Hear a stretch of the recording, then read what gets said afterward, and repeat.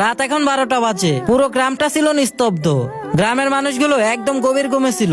ঠিক সেই সময়ে তুমতুম সেই ভূতের স্কুলে গেছিল। আর সে দৌড়াতে দৌড়াতে একটি রুমের মধ্যে যায়। পরিবেশটা একদম নিরিবিলি ছিল, মনে হচ্ছে দেওয়ালে শ্বাস নিচ্ছে।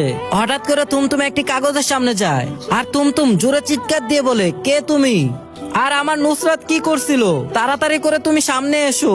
আর হঠাৎ করে তুমতুমের পিছনে একটি আওয়াজ আসতেছিল, আর তুমতুম পিছনের দিকে ঘুরে, আর তুমতুম দেখতে পায় তার সামনে একটি লোক দাঁড়িয়ে আছে, আর তার শরীর থেকে অনেক আলো জ্বলতেছিল।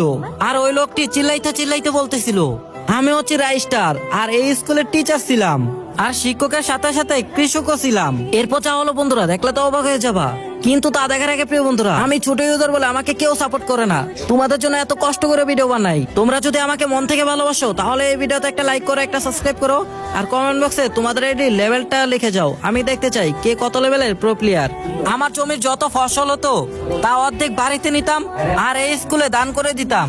একদিন আমি দেখতে পাই এলাকার কিছু সুনামধন্য লোক স্কুলে দান করা সেই ফসলগুলো চুরি করছে। বন্ধুরা, পার্ট 2 দেখতে চাইলে পার্ট 2 কমেন্ট করো।